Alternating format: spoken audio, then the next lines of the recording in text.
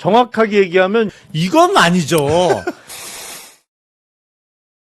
오늘 김용남 전 의원 모셨습니다. 어서 오십시오. 네, 안녕하세요. 자, 지금 사면 문제가 굉장히 뜨겁습니다. 네. 민감하기도 하고, 워낙 이게 이제 주제가 좀 구조적으로 복잡해서 대통령이 이제 어느 선까지 사면을 할 거냐라는 것 때문에 이제 말이 좀 많습니다. 말이 많다는 것은 부정적 의미도 긍정적 의미도 아닌데, 어쨌든 이거 오늘 정면으로 한번 짚어보자고 김용남 의원님께 질문 먼저 드리겠습니다. 네. 조국 신당 조국 대표 이제 사면 문제에 대해서 찬반 양론이 갈리고 있습니다. 네. 어떻게 보십니까? 우선 우리가 사면권이 어디서 출발했느냐를 좀 살펴볼 필요가 있을 것 같아요. 원래는 대통령제는 상권 분립을 기본으로 하잖아요. 상권 분립이 철저하게 이루어진다고 하면 사실 사면권이 있을 수가 없는 거죠. 그러니까 행정, 입법, 사법이 서로 동등하다면. 근데 현실적으로는 그렇지 않거든요. 이제 대통령제가 뭐 다들 아시겠습니다만 미국에서 처음으로 고안된 제도인데 조지 워싱턴한테 주위 사람들이 다 왕을 하십시오 그랬단 말이에요. 근데 조지 워싱턴이 나는 왕 안 한다 그러면서 고안해낸 제도가 대통령제란 말이에요. 그러니까 상권 분립을 기본으로 합니다만 사실은 대통령제도 그때 이른바 왕의 권한 내지는 왕권 시스템의 요소가 상당히 들어가 있어요. 그 대표적인 게 바로 대통령의 사면권입니다. 그러니까 행정부의 수장입니다만 사실은 사법부에서 이루어진 결정을 다시 원천 무효로 만들 수 있는 권한을 대통령에게 준 것이거든요. 그러니까 그만큼 그야말로 고도의 정치적인 결단인 것이죠. 최고 통치권자에게 주어진. 그래서 항상 사면이 이루어질 때는 말이 많아요. 그러니까 이게 맞냐, 확정된 지 얼마 안 됐느냐, 안 된 사람은 사면시키는 게 맞냐. 하지만 그게 사면권의 본래 생긴 연유가 그렇습니다. 자, 헌법에 보장되어 있는 이제 대통령의 권한인데 이게 이제 말씀을 좀 풀어서 하자면 초법적인 것이다. 그래서 이제 법적 잣대보다는 고도의 정치적 판단이 이제 수반될 수밖에 없다라는 것인데 이제 사면 이러면 이제 국민들이 이게 이제 민심에 부합하느냐 하지 않느냐라는 것은 늘 이렇게 이제 논란이 되어 왔는데 자, 그래서 이제 사면권의 연원에 대해서는 말씀을 주셨고 조국 대표에 대해서 이제 사면을 해야 한다 말아야 된다라고 하면서 대통령실에서는 끝까지 고심을 하고 있고 아직까지 결정하지 않았다. 우리 방송 나가는 이 시점에도 대통령은 아마 여러 가지를 동시에 고려하고 있을 것 같은데 이재명 대통령 어떤 선택할 것 같습니까? 아마 저는 사면 복권의 가능성이 높다고 보는데 네.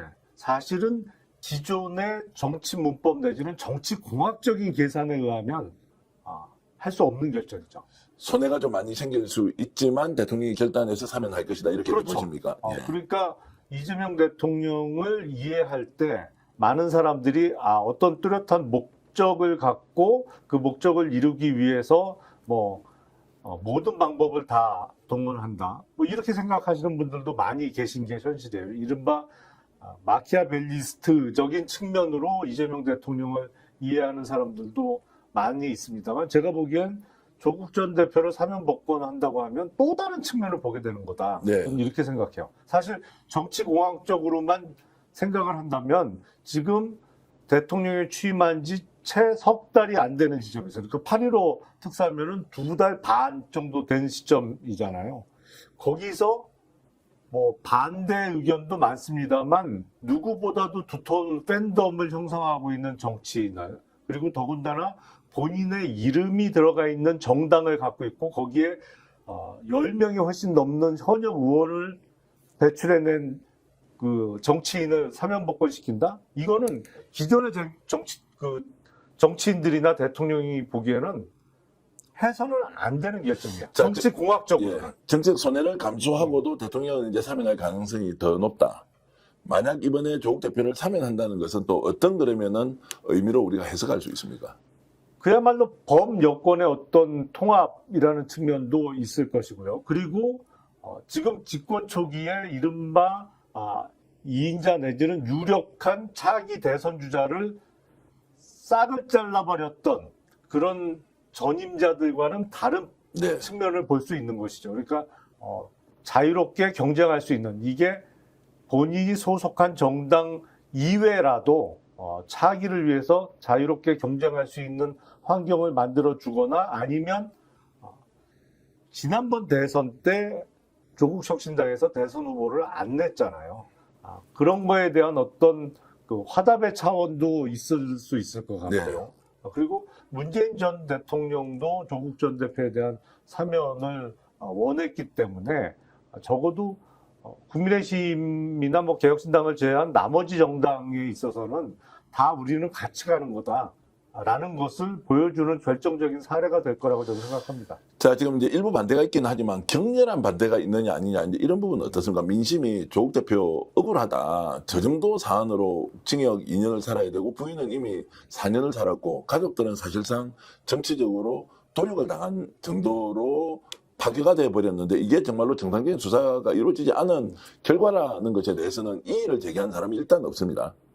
그런데 이게 이제 사면이냐 아니냐라는 문제에 대해서 좀 더 민감하게 하는 것은 일부 혐의는 그래도 범죄 사실 아니냐라는 이제 인식 사이에서 이제 갈등이 많이 생기는 것 같은데 혹시 대통령이 이번에 이렇게 해서 사면을 지키지 않고 연말 사면을 염두에 두고 충분하게 좀 공론화 과정을 거치는 이런 일종의 뭐라 그럽니까 정거장 역할로서 이번에 사면 논의를 좀 하는 것은 아니냐라고 제가 혹시 해석을 하면 이거는 맞아 보입니까? 아니면 뭐 대통령 그대로 그냥 사면 쪽으로 일단 마음을 굳히고 있다라고 보는 게 맞습니까? 한 일주일 전만 해도 말씀하신 대로 2번은 아닐 거다. 다음은 몰라도 2번은 포함 안 될 거라고 예측하는 분들이 많이 계셨죠. 근데 최근에 벌어진 일련의 상황을 보면 이번에 대상이 될 가능성이 높아 보여요. 네. 그렇기 때문에 제가 보기엔 그 연말의 사면을 염두에 두고 이번에 한번 뛰어보는 이른바 여론을 체크하고 이렇게 한번 뛰어보는 그런 수준은 아닌 것 같아요. 또 스타일도 그런 스타일이 아니시죠. 뭐 대통령이 지금 일단 여론에서 뭐 아예 반대한다라는 정도가 아니면 일단 이제 사면 복권을 할 거라고 저는 이제 보고 있는데 어떻습니까? 이제 보수정당 국힘 쪽에 계시다가 개혁신당 가셨다가 민주당으로 지금 입당하셨지 않습니까? 이런 이제 대통령의 조국 대표 사면은 종합적으로 보면 우리 김영남 의원은 어떻게 평가하십니까? 저는 정말 그 어떤 정치 공학적인 측면은 아니다라고 생각해요. 그러니까 오히려 어떤 측면에서는 인간적이거나 아니면 범여권 내에 어떤 의리 내지는 대통합의 취지라고 생각을 해서 이재명 대통령에 대한 다른 측면을 발견하는 계기라고 생각을 하고 국민의힘 쪽은 여전히 반대가 세겠죠. 왜냐하면 2019년도에 이른바 조국 법무부 장관 지명이 이루어진과 동시에 불붙었던 조국 사태로 인해서 당시 국민의힘이 정치적인 이익을 많이 얻은 것도 사실이거든요. 그리고 단연코 가장 뜨거웠던 한 이슈였죠. 2019년 전후를 다 통틀어서 그렇기 때문에 조국 전 대표에 대한 사면 복권이 분명히 이재명 대통령에게 정치적인 부담이 되는 측면도 분명히 있을 겁니다. 물론 조국 전 대표에 대한 사면을 원하는 쪽에 대해서는 호응하는 측면도 있죠. 하지만 반대로 확정돼서 지금 형기에 아직 절반을 복역하지 않은 상태에서 사면 복권을 시켜주느냐 내지는 입시 관련된 잘못에 대해서 저렇게 쉽게 용서를 하느냐고 하고 계속 반대하는 그 국민들이 있는 것도 사실이거든요. 그런데 저는 다른 측면에서 사면 복권이 이루어지는 거 아닌가 싶어요. 다른 측면이라는 것은 이제 범여권의 대통합 뭐 이런 것입니까? 그러면 대통령이 본인이면 우리 김영남 의원이 대통령이라면 어떤 결정 내리겠습니까? 저는 이번에 새로운 정말 발견인데 기존의 정치공학적으로는 사면을 안 시키는 게 맞죠. 자, 이 질문 좀 드려보겠습니다. 그러면 조국 사태와 관련된 조국 법무장관 가족들의 저런 이제 소위 말하는 정책 탄압의 결과로서 지금 이제 억울한 옥살이로 이어진 일련의 과정에서 법조인 계시지 않습니까? 실제로 저 수사가 과도했다. 과도했다면 어느 정도 과도했으며 거기에 대한 억울한 피해를 우리 사회가 그러면은 구제 또는 좀 이거를 인정해주는 범위의 폭은 어디까지 돼야 하느냐. 이 부분 좀 말씀 좀 해주십시오. 수사가 과도했던 거는 틀림없는 사실입니다.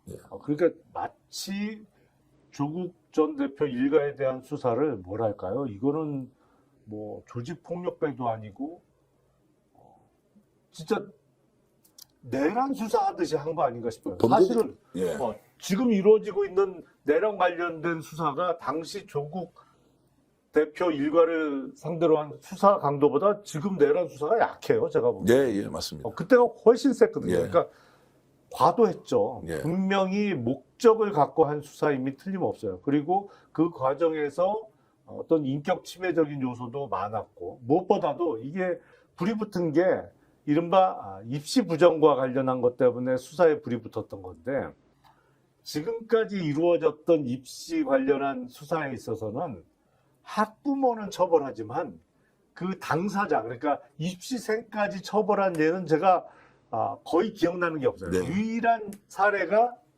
과거의 숙명여고 입시 부정 사건이에요. 근데 그거는 그 아버지가 빼낸 문제를 실제로 예, 예. 미리 풀게 하고 그 학생들이 풀었잖아요. 예, 그러니까 학생들의 적극적인 가담이 있었단 말이에요. 근데 그거를 제외하고는 사실은 부모가 책임을 졌지 입시생까지 처벌한 예가 없거든요. 네. 근데 조국 일가에 대한 수사는 그게 아니었죠. 뭐 자녀에 대한 수사도 철저하게 했고 가혹하게 했단 말이에요. 그리고 부부가 다 형사처벌을 받았고 분명히 과도하고 지나친 측면이 있어서 이미 그 배우자가 징역 4년을 확정받고 다 복역을 한 측면이 있기 때문에 다른 배우자까지 만기 출소를 시키는 건 너무 가혹한 측면이 분명히 있습니다. 네. 그래서 그 어떤 면에서는 동정심이 많이 일고 있는 것도 사실이고, 그래서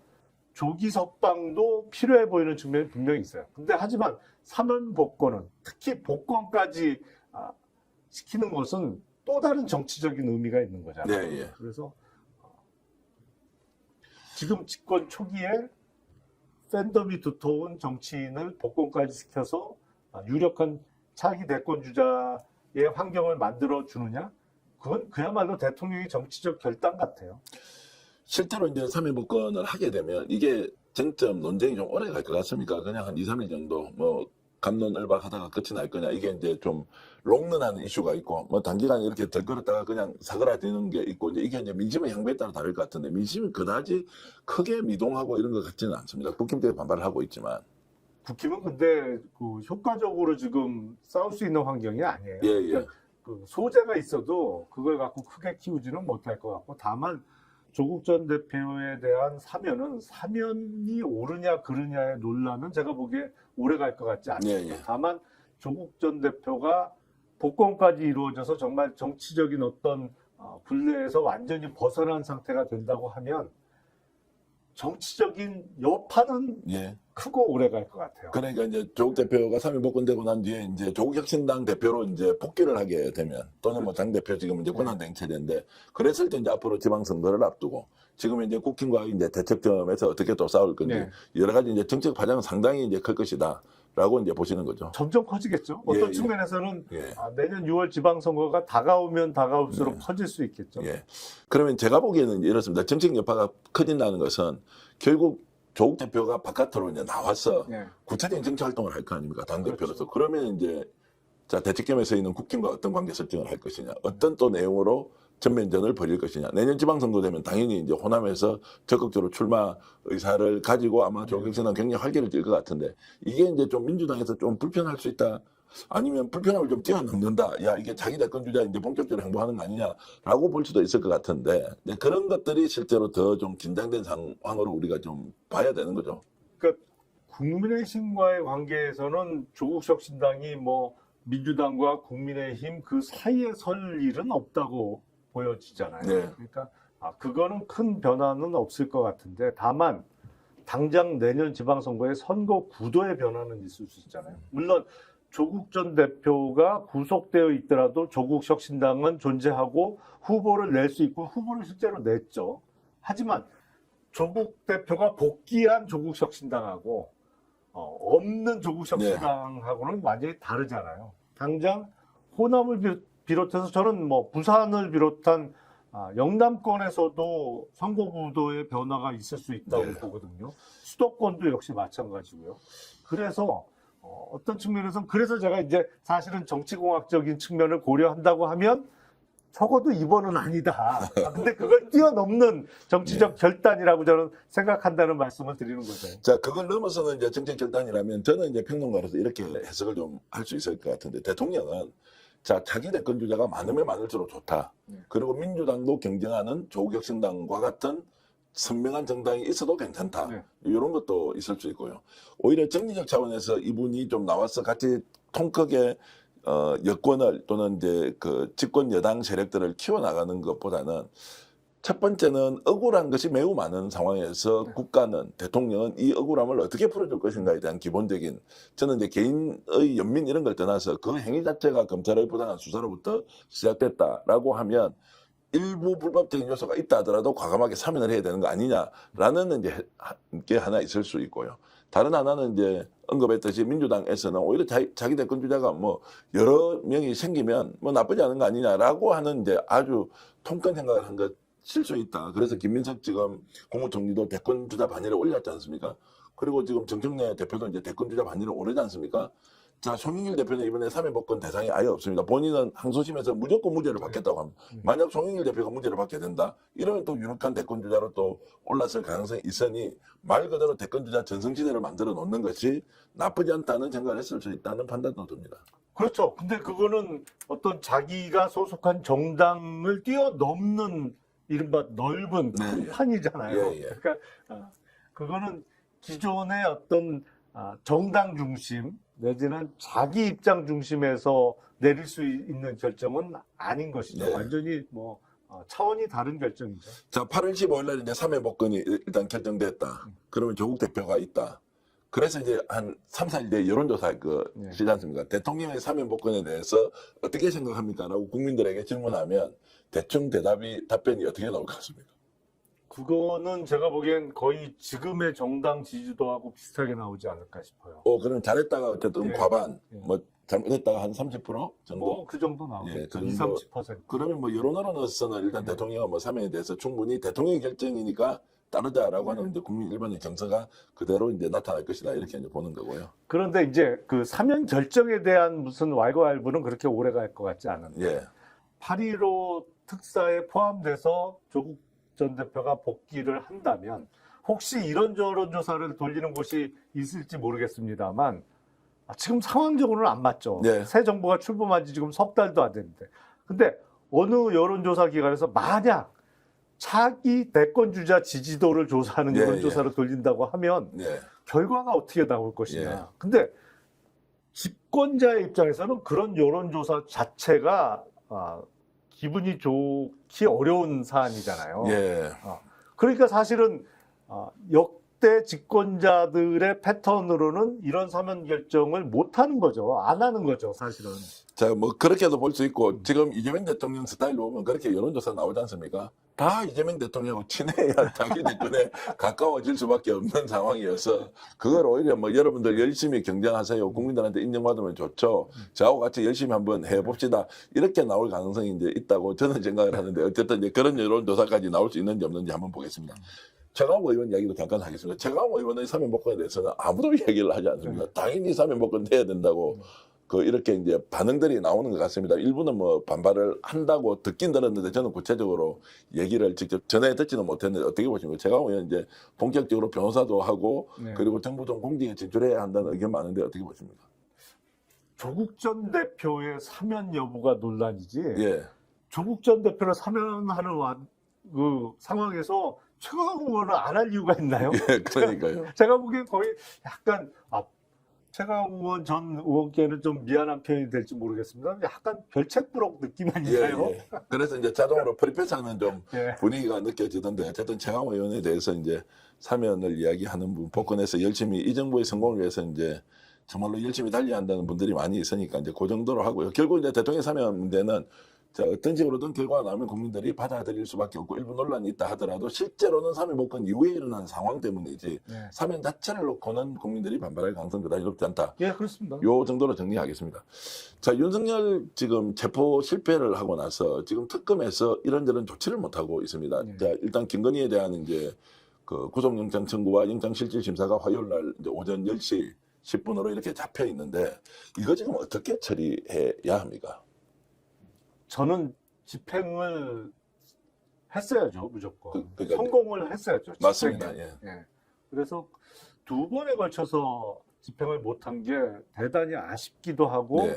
분명히 이거는 문제를 한번 짚고 넘어가야 된다고 생각을 해요. 그러니까 윤석열 피의자가, 그러니까 지금 체포영장이 발부된 사건과 관련해서는 피의자의 입장이죠. 네. 수사를 받고 있는, 그러니까 이미 기소가 된 사건들은 피고인의 입장입니다만 수사를 받아야 될 피의자가 수사기관의 출석을 거부한다는 이유로 체포영장을 발부받아서 2차례나 갔음에도 불구하고 집행을 못하고 그냥 포기하고 돌아왔다? 이거는 특검도 문제고 서울구치소도 문제일 네. 수밖에 없어요. 그러니까 법의 어떤 권위 내지는 법률 시스템이 무너지는 상황이거든요. 한 사람의 막무가내 그 저항 때문에.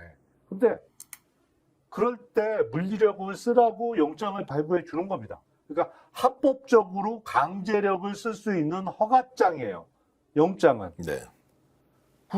구속영장이 됐던 체포영장이 됐던 그 대상자가 나 싫어, 안 갈래, 아니면 체포되기 싫어 라고 얘기한다고 그러면 그렇게 하시죠 라는 의미가 아니잖아요. 그럴 경우에는 심을 써갖고 제압을 해서 끌고 오는 거예요.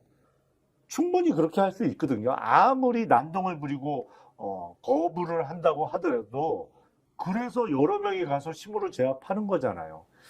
이걸 못했다는 것은 이거는 전직 대통령에 대한 예우도 아니에요. 전직 대통령이든 현직 대통령이든 법에 따라야죠. 물론 현직 대통령은 형사상의 불소추 특권이 있기 때문에 그것 우리 헌법과 법률에 의해서 주어진 예외입니다. 그건 지켜져야죠. 전직 대통령도 전직 대통령으로서의 경호나 예우 받을 수 있어요. 하지만 법률 안에서 이루어지는 것이죠. 근데 영장을 집행을 못해요? 이건 책임져야 돼요. 제가 자, 당연히 이제 책임을 물어야 하는데, 자, 그러면 이제 어떻게 할지는 조금 이따 이야기하고, 이제 책임과 관련돼서 누가 책임을 져야 됩니까? 자, 서울구치소장, 그리고 교정본부장, 그리고 정성본부부 장관, 이제 이렇게 있습니다. 뭐, 아무런 지금 반응이 없습니다. 자, 특검은 어떤 식으로든 뭐, 제시도 한다, 아닌다라는 건 이제 좀 논의를 다시 하기로 하고, 누가 책임을 져야 됩니까? 일단 1차적으로는 서울구치소장이죠. 서울구치소장에 대해서 직위해제 바로 조치해야 되는 거죠. 예. 그러면 그 직위해제 조치는 교정본부장이 할 수 있습니까? 아니면 법무부 장관이 나서야 됩니까? 인사권은 결국엔 법무부 법무부 장관이 장관이 가지고 하고 있다고 있으니까. 봐야죠. 예. 그러면 그 직위해제 조치를 하지 않는 이유는 혹시 파악되는 게 있습니까? 글쎄 조만간 하지 않을까요? 저는 하겠습니까?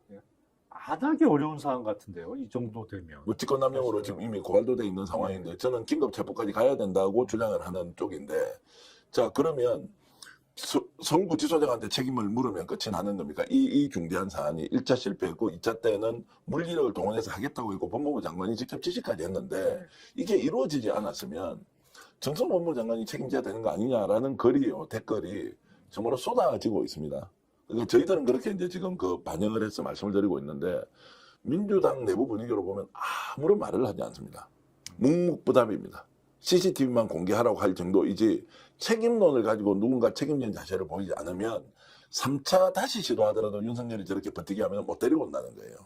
이제 이런 부분에서 그 책임의 단위가 서울구치소장이면 되겠느냐, 아니면 좀 더 넘어서야 하느냐, 또는 책임지는 자세가 무엇인지에 대해서 좀 의원님이 조언을 해주시면 어떻게 있겠습니까? 법무부 장관은 특히 한 번 실패하고 나서 2차 집행을 시도하기 전에 지시를 했죠. 네. 최대한 그 집행이 될 수 있도록 협력하라고 지시를 했음에도 불구하고 그 지시가 제대로 이행이 안 됐어요. 물론 뭐 부상의 위험 때문이라고 핑계를 댔습니다만 우리가 현장에서 피의자를 검거하거나 체포하는 과정에서 부상 입는 경우가 왕왕 있어요. 그게 그렇다고 부상을 입었다고 법 집행기관이 잘못한 게 아닙니다. 잘못했다고 볼 수가 없죠. 법 집행에 거부하고 항거한 피의자가 잘못한 것이죠. 그렇기 때문에 서울구치소장은 어떤 그 직위 해제라든지 일종의 징계 절차뿐만 아니라 직무 유기가 됐던 직권남용이 됐던 법률적인 책임을 져야 될 가능성이 많은 것이고, 상급자인 법무부 장관은 지시를 했음에도 불구하고 이행되지 않은 거에 대해서 일종의 관리 책임을 질 수 있겠죠. 네. 법적 책임은 물릴 수 없다고 봐요. 근데 관리 책임을 지는 게 무조건 뭐 어떤 그 직에서 나와라 뭐 이렇게 요구할 수 있는 것은 아니거든요. 그러니까 앞으로 관리를 좀 더 철저하게 하라는 식으로 어떤 국민의 일부 지적 내지는 질타를 받을 수는 있겠죠. 근데 지금 뭐 당연히 뭐 사태 같은 거는 주장은 할 수 있지만 이게 이제 사태 사안이냐라는 것은 이제 좀 별도로 하고요.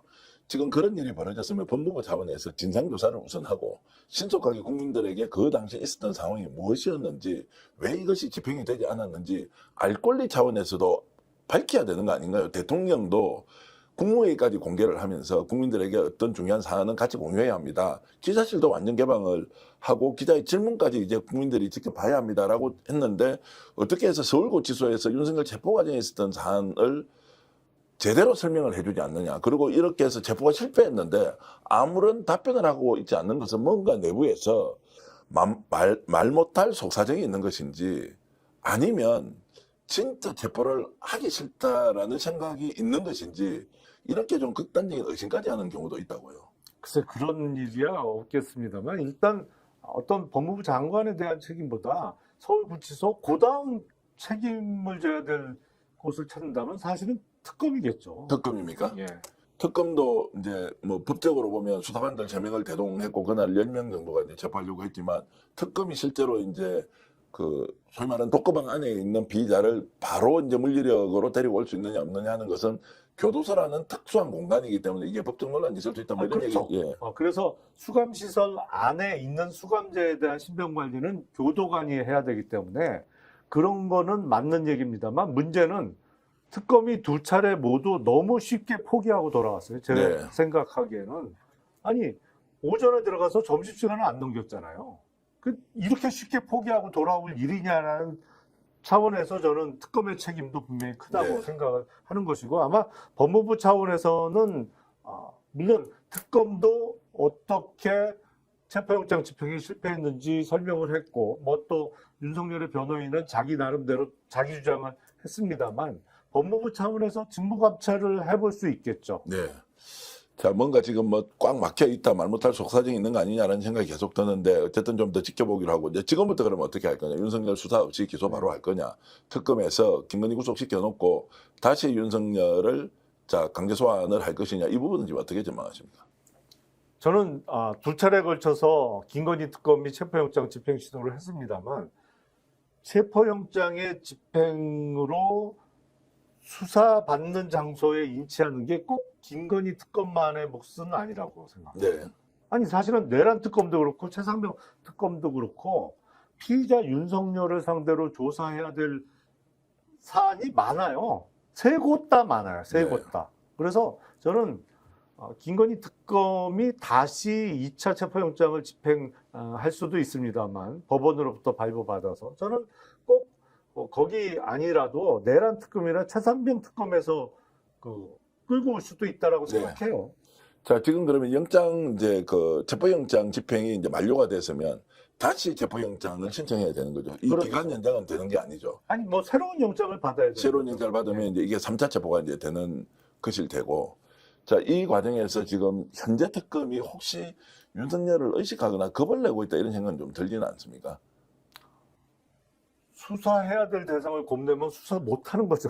근데 왜 이렇게 그냥 물렁물렁하게 하고 대충 하다가 그냥 돌아섰을까? 뭐 대충 하진 않았겠지만, 제가 이제 드는 느낌은 어떻게 해서 60대 뭐 초중반 정도 돼 있는 이제 전직 대통령을 강제로 이렇게 데려 나오지를 못하고, 만약 거기에서 충돌이 있어도 부상이 있었다 그러면 공무집행 과정에서 쌍방폭행이 존재할 수가 있습니까? 실제로. 그렇죠. 그거는 안 되죠. 안 되지 않습니까? 예. 그러면 그것을 공무집행 방해로 바로 힘의 추가를 했더라도 데리고 나와야 하는데 왜 이걸 못하고 있는지에 대해서 취재를 하더라도 안 나오더라고요. 그 설명을 아무도 안 해주니까요.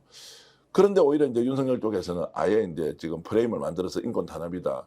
그리고 지금 뭐 국민들 앞에서 뭐 모욕주기 수준을 뛰어넘어서 아예 이게 정치적으로 이제 보여주기 쇼를 하는 거 아니냐. 특검, 수사 다 이거 지금 재판까지 거부할 수밖에 없다라고 이제 나오고 있는데, 이게 좀 먹히는 거 아니냐라는 우려를 하는 분도 있습니다. 글쎄요, 그게 먹힐까요? 제가 누가 봐도 상식적으로 그 주장은 올바른 주장은 네. 아닌 것 같고요. 이게 대등한 관계가 아니잖아요. 한쪽은 법률에 의해서 정당한 권한을 부여받은 쪽이고, 한쪽은 법률 시스템에 순응해야 됨에도 불구하고 무작정 거부하고 그 반항을 하고 있는 관계이기 때문에 이게 법률적으로 동등한 관계라고 볼 수가 없어요. 네. 그렇기 때문에 말씀하신 대로 어떤 영장 집행 과정에서 물리적인 충돌이 있다고 하면 한쪽은 정당한 법의 집행기관이 되는 거고 다른 한쪽은 거기에 불법적으로 맞선 공무집행사 현행범이 되는 구조인 네. 것이죠. 그러니까 그거는 앞서 말씀드린 대로 특검이 좀 더 의지를 가고 확실하게 집행을 했어야 되는 거 아니냐. 그리고 그렇게 물리적으로 정한다고 하면 그걸 제압할 수 있는 도구, 예를 들어서 대표적으로 이제 수갑을 생각할 수 있는데 왜 그걸 안 쓰냐. 네. 뭐 저는 그 부분에 대해서는 당연히 지적을 받아야 된다고 생각합니다. 지금 현재 민중기 특검, 김건희 특검에서는 지금 윤석열 체포에 다시 나설 가능성이 좀 적다고 보십니까? 상대적으로. 아니면 한 번 더 김건희 구속영장에 대한 실질심사 끝나고 구속 기소되면 바로 집행을 할 것이라고 이렇게 전망을 하십니까?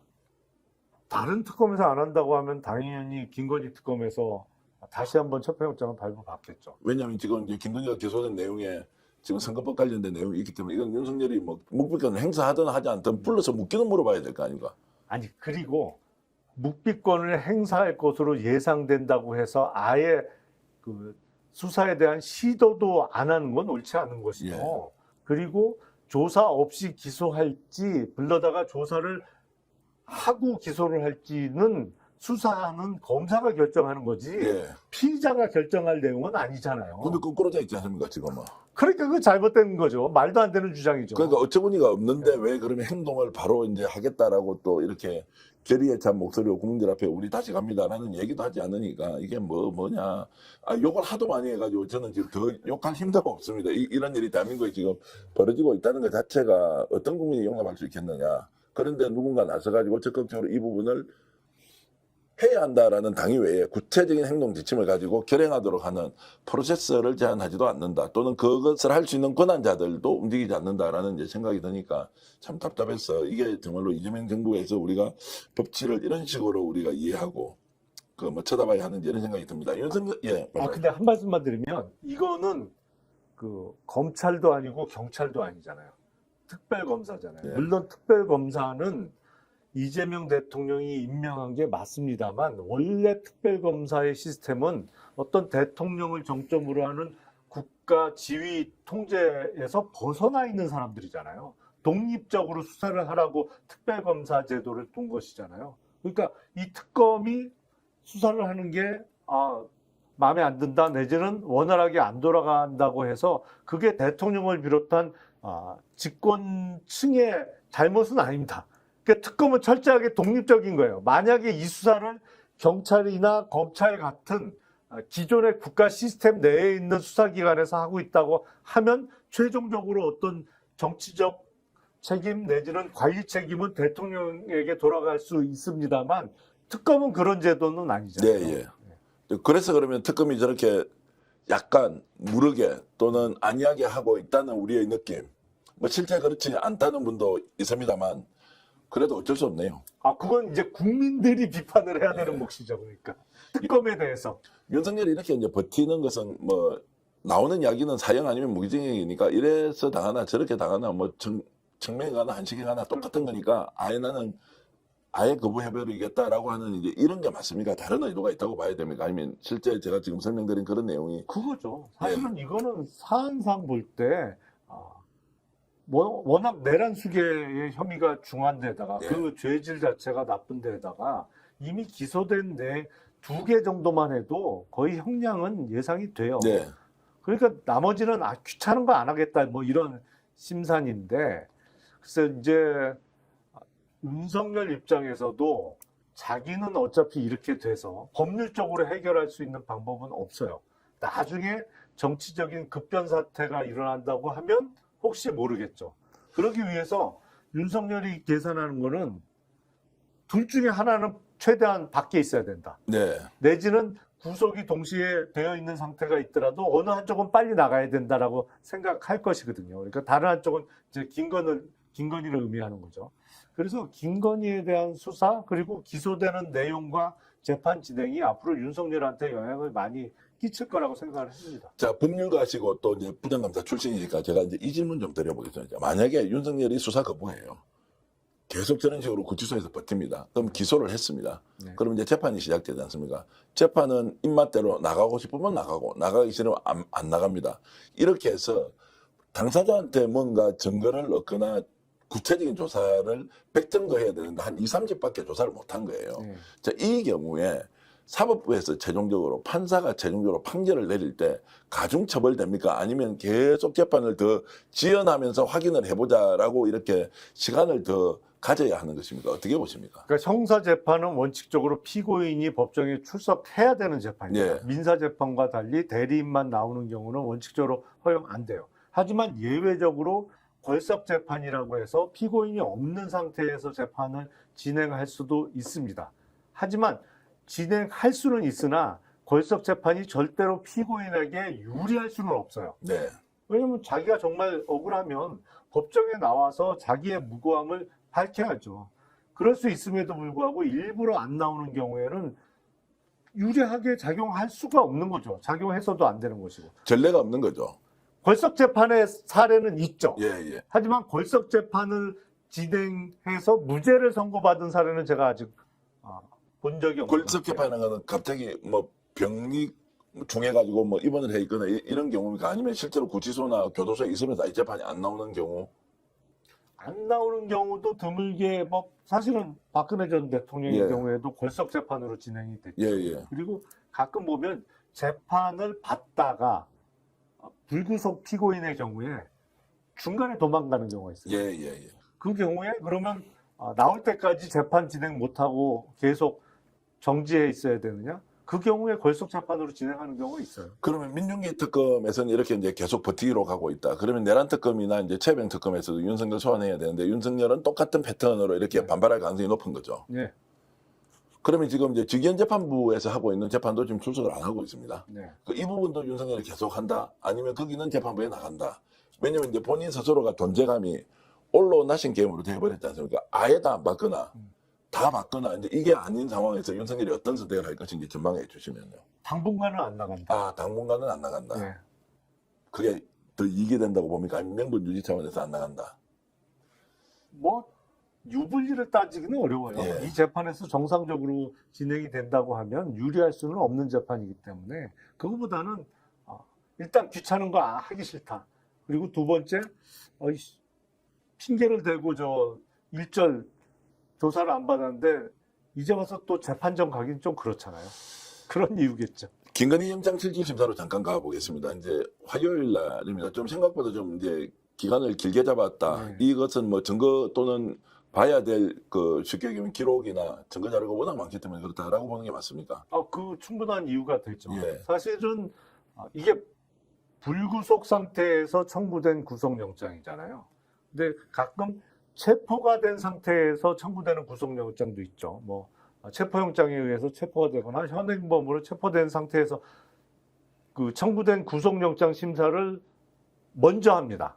그렇기 때문에 그런 사건이 아니라 사전 구속영장, 이른바 불구속 상태에서 청구된 영장이기 때문에 뭐 빠르면 월요일쯤 잡혔을 거예요. 그러니까 네. 하루 정도 좀 늦어진 건데 네. 가장 늦어진 이유는 워낙 사안이 많고 또 수사 기록이 방대할 수밖에 없거든요. 법원에서 그 내용 기록을 검토하는 시간은 오래 걸리겠지만 당사자가 이제 지금 쉽게 얘기하면 조사 과정에서 아닙니다, 없습니다, 모릅니다, 기억 안 납니다 이런 식으로 계속 이제 6, 7시간을 조사를 받았지 않습니까? 그러면 영장 발부할 때는 좀 상대적으로 편하겠네요. 물어보죠. 예. 물어보고 영장 재판도 요새는 소위 그 프레젠테이션을 준비해 가는 경우도 꽤 있으니까 네. 그 시간은 좀 걸릴 수는 있겠죠. 예. 하지만 피의자 김건희를 상대로 물어볼 내용이 그렇게 많지는 않은 네. 것 같아요.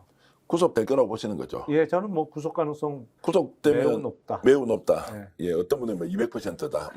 뭐 구속 안 될 수도 있다 이런 이야기는 하는 분이 없으니까 일단 구속을 전제로 질문을 드리면 어디로 갑니까? 그럼 구속되면 일단 자 서울중앙지법이면 서울구치소로 가서 대기를 합니까? 아니면 뭐 남부 남부구치소. 서울구치소로 가죠. 대기장소. 대기장소는 무조건 그러면 중앙지법은 그러면은 배우자는 이미 그쪽에 구치소 안에 있고 구치소 바깥에서 김건희가 대기할 가능성이 높다. 예, 예. 이렇게 이제 되는 것이고 특별 대우를 받게 됩니까? 어떻게 됩니까? 김건희는 만약에 이제 자 구치소에 들어갑니다.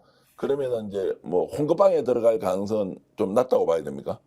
아무래도 그렇지 않을까요? 그러면 독거방에 가면은 전직 대통령의 배우자이기 때문에 뭔가 특별 대우를 받는 경우가 있습니까? 아니면 이거는 아예 일반 윤석열과도 좀 다르지 않습니까? 대통령도 아니었으니까 네. 어떻게 이걸 지금 관리를 할 거냐 이런 게 저는 좀 궁금해서 질문을 드립니다. 이게 우리나라 그 정부 수립 이후에 한 번도 전례가 없는 네, 상황이잖아요. 그러니까 전직 대통령의 영부인이 구속된 적이 한 번이라도 있었나요? 없습니다. 한 번도 없어요. 예, 예, 저도 모르겠어요, 사실. 예.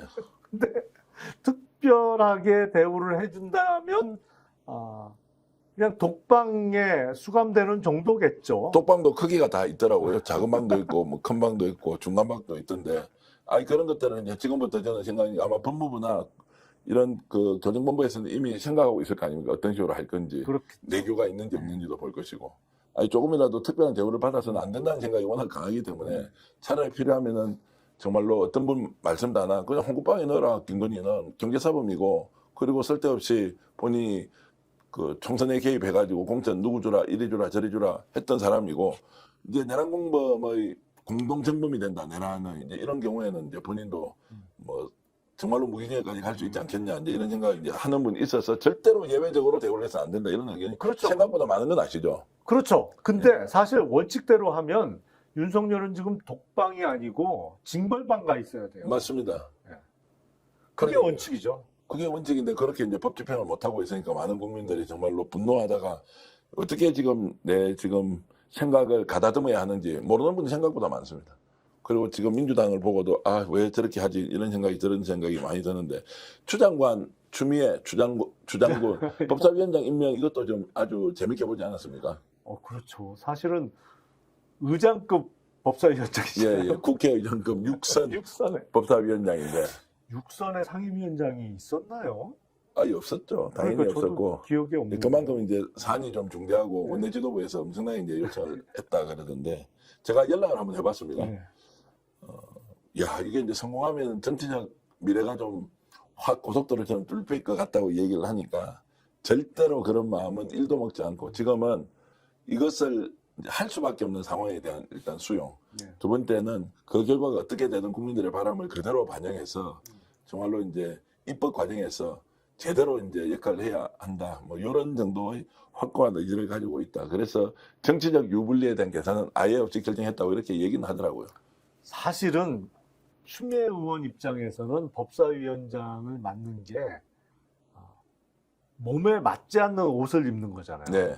몸은 이렇게 건장한데 옷은 완전히 2X 스몰 옷을 주고 입으라고 하는 네, 거잖아요. 예, 예. 사실은 선수와도 맞지 않고 이미 상임위원장은 오래전에 했었고 예. 그리고 의장에 도전했던 분인데 불과 얼마 전에 상임위원장을 하는 것 자체가 이게 제가 보기엔 민주당이랑 가능한 인사 같아요. 예. 국힘 같으면 이런 인사 못해요. 그러니까 상임위원장 제안도 못하겠지만 제안을 받은 사람도 수락을 안 할 거예요. 아마. 네. 내가 지금 뭐 소위 그런 거죠. 내가 지금 군번이 법사위원장 할 군번이냐 이랬을 거예요. 근데 민주당이니까 가능한 인사라고 생각합니다. 자, 그래서 이제 아주 좀 특이한 장면을 지금 경험하고 있지만 그만큼 그 특이성이 필요한 또 시점이기도 하고, 정청래 당대표가 안정적으로 정당 집권여당 운영하기 위해서는 추미애 장관의 카드가 필요했다, 법사위원장 카드가 필요했다라고 해서 지금 현재는 다들 기대하고 오히려 조기에 이준석 이슈가 네. 좀 이렇게 잠재워지는 효과가 확실히 좀 만들어진 것 같습니다. 그렇죠. 예. 사실은 이준석 의원 사안과 관련해서는 민주당의 뭐 정청래 대표뿐만 아니라 이재명 대통령도 강경한 입장을 조기에 빨리 밝히면서 오히려 그 이슈가 사실은 미온적으로 대처했으면 확 커질 네. 수 있는 사안이었는데 오히려 조기에 그냥 대응을 잘했다. 저는 이렇게 생각합니다. 제가 정치인 이름만 좀 불러보겠습니다. 그냥 느낌이 어떤지 보십시오. 자, 김민석 국무총리, 정청래 당대표, 추미애 법사위원장, 송영길 소나무단 대표, 이번에 사면복권될 조국 혁신당 조국 대표, 이제 이런 분들이 바깥에 나와가지고 활동을 한다고 생각하니까 참 재밌겠다 이런 생각이 좀 들어서 한 분 한 분 정말로 차기 대권 주자로 손색 없는 분이 이제 손색이 다 없는 분들인데 제가 이제 이름을 이렇게 쭉 말씀드리고 나니까 대한민국 정치 한편으로는 굉장히 다이나믹하게 가겠다 이런 생각이 좀 듭니다. 그래서 보는 시각에 따라서는 다이나믹 내지는 이거 무슨 춘추 전국 시대야? 네, 뭐 이런 맞습니다. 생각도 들 수가 있기 때문에 사실은 현직 대통령은 그런 결정하기가 어려운 거죠. 네. 근데 그걸 하고 있으니까. 그 판을 지금 만들고 있고 그걸 잘 이렇게 관리해서 결국 이제 대한민국이 이재명 정부의 성공을 이제 결실로 맞이하는 하여튼 그런 과정이길 바라겠습니다. 오늘 고소의 전략 아주 재밌게 시간 가는 줄 모르고 여러분들 함께 했는데 어땠습니까? 잠시 광고 말씀드리겠습니다. 이성인 명인의 만능맛 된장 29,900원이고 정선자 명인이 만든 만능맛 고추장이 29,900원인데 둘 다 5통을 드리고요. 와, 이거 지금 가격이 아주 매력적이다라는 이야기 계속 제가 듣고 있고 구매하신 분들의 재구매도 일어나고 있다. 홈쇼핑에서 지금 39,900원에 절찬리에 완판되어 있는 것을 우리 스픽스몰이 공동구매로 여러분들께 29,900원에 택배 포함해서 드리는 것. 대한민국에서 이 가격으로 살 수 없는 것은 확실하다. 방송 보시는 분들 주문하시면 야 정말로 가성비 품질 아주 좋다 이렇게 평가 저희들이 해드리겠습니다. 보정도 하고요. 두 번째 상품입니다. 당일 도축 한우 뭉뜨기 한우 육회인데요. 이 제품도 지금 한우를 당일날 도축한 것을 자 생고기로 이렇게 썰어서 드실 수 있도록 해서 200g 그리고 육회 소스 포함해서 200g 이렇게 드리는데 둘 다 포함해서 당일 도축 한우인데 400g을 29,900원에 택배 포함. 이 가격도 아마 여러분들 인터넷 다 비교해 보십시오. 재주문이 많이 들어온다는 것은 그만큼 상품에 대한 확실한 믿음과 그리고 가격 경쟁이 있다는 또 반전 아니겠습니까? 한우 뭉티기, 한우 육회 당일 도축 꼭 구매해 주시면 고맙겠습니다. 스픽스몰에 한번 들어가 보십시오. 많은 분들이 코스트코에 약간 와 있는 기분이다라는 제대로 된 제품 가격 경쟁력 공동구매 사이트로 거듭나고 있는 스픽스몰도 많은 그리고 댓글창 그리고 더보기란 이런 데 쭉 올라가 있는 제품들 한번 구경해 주시면 고맙겠습니다. 오늘 고소전략 김영남 전 의원과 함께 했고요. 여러분들과 행복한 이런 시간 보내게 해서 저도 영광스럽게 방송 마치겠습니다. 여러분 고맙습니다.